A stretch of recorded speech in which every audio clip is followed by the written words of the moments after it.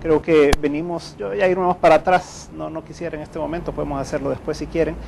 Sabemos de dónde venimos, o sea, el 2008, pero quisiera concentrarme en 2009, 2010, 2011, ¿verdad? Entonces lo que ocurrió fue que Estados Unidos salió de la recesión allá por julio del año pasado, agosto del año pasado, y creció al 5% en el tercer trimestre, creció en el cuarto trimestre, creció 3.7% el primer trimestre de este año, luego el segundo trimestre creció 1.6% y este tercer trimestre ha crecido ahí alrededor del 2%, que es la cifra original, después puede ser ajustado un poco hacia la baja, pero más o menos está creciendo ahí por el 2%. El Salvador, que así como cuando vino la crisis en Estados Unidos, que estuvo en recesión, fue afectado significativamente y caímos en una recesión del 3,5% el año pasado, pues debió de haber salido de esa recesión. Pero lo que vemos es que el empuje del sector exportador, que ha sido el que ha guiado de alguna manera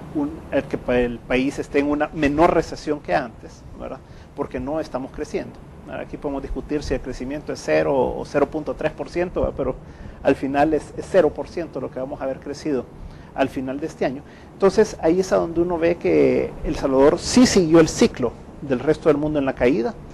pero no siguió el ciclo en la recuperación. Y lo que estamos viendo en Estados Unidos principalmente y en buena parte del mundo desarrollado es como una estabilización de ese crecimiento a una tasa muy baja, ¿verdad? Que puede andar entre el 1 y el 2% ya para este año y por supuesto para los próximos años según lo que se vislumbra. Entonces la gran pregunta es ¿por qué El Salvador, que tuvo un sector exportador que ya reacciona en este año a más o menos el 15.6% que han crecido las exportaciones en estos primeros 9 meses del año, entonces ¿por qué no obtiene un crecimiento mayor igual que el resto del mundo, ¿verdad? No nos comparamos aquí con Sudamérica, por supuesto, que está creciendo al 7% más o menos en promedio, no nos comparamos con un Brasil que está creciendo por ahí, que un Perú que está creciendo arriba de eso, un Colombia que está creciendo fuerte, un Chile que está creciendo ahí entre el 4 y el 5%, no nos comparamos con esos crecimientos, ¿verdad? No nos comparamos tampoco en Centroamérica, estamos viendo países como Honduras, la misma Nicaragua, Costa Rica, por supuesto, y Panamá, que son otra historia, mismo Guatemala está creciendo más que nosotros. Entonces, ¿por qué El Salvador, al final de cuentas, no sigue, así como siguió el ciclo de la caída, no sigue el ciclo del crecimiento que se ha dado en estos meses? Entonces, lo que vemos es que hay condiciones internas del Salvador que llevan a que hay una caída significativa en la inversión privada y pública, ¿verdad?, del país. Entonces, es una ineficiencia del gobierno directa en cuanto a su capacidad de ejecución de inversión pública, que según decía el ministro de Hacienda es casi la mitad de lo que habían programado para este año. Es realmente impresionante ver cómo a este gobierno se le deja la mesa limpia, y yo me acuerdo que así le llamábamos con el ministro de Hacienda a finales de mayo cuando escribimos un documento para ver cómo podíamos limpiarle la mesa a este gobierno para que quedara, primero, sin los 800 millones de dólares en letes, ¿verdad? Segundo, resuelto el problema de los 653 millones de dólares del bono del 2011 que hay que emitir ahora, que quedó aprobado en mayo del año pasado, con el tema de todos los fideicomisos, que fue resuelto también en ese momento. Se aprobaron los 300 millones de dólares por la Asamblea Legislativa para que tuvieran garantía soberana, que hasta entonces no existía.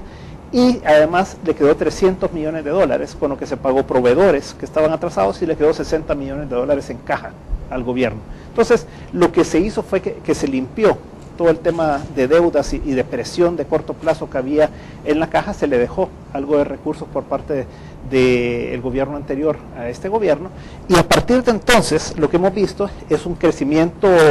exponencial realmente de la deuda. Han sido aprobados ya con lo que fue aprobado la semana pasada, un poquito más de 2.000 millones de dólares nuevos para este gobierno, lo que hace que el endeudamiento esté superando ya el 50% del PIB, sin mencionar el tema que Juan Héctor hacía referencia hace un momento, y es que si el PIB se llegara a reducir